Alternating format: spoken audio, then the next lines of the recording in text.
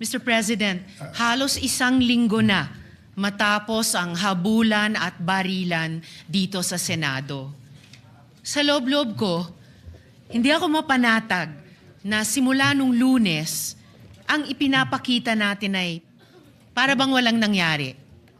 Na para bang hindi nabastos ang ating institusyon, ang ating mga empleyado at ang mga Pilipino. Hindi maliit na bagay ang nangyari dito. At lalong hindi dapat inaasa sa mga Facebook Live press conferences at media interviews ang pagtatahi-tahi ng mga pangyayari. Ganito na ba talaga kababa ang inabot ng ating politika sa Pilipinas? Ito na ba tayo, Mr. President? Tuluyan na bang nilihis ng politika ang ating mga pamantayan sa pakikipagkapwa? The situation stooped so low that here, in and around these same august halls, may pwedeng magkasa ng barel sa harap ng mga sibilyan.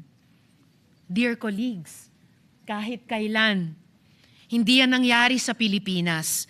Kahit panahon ng kudeta, not even during the darkest days of martial law, did gunfire erupt within our halls.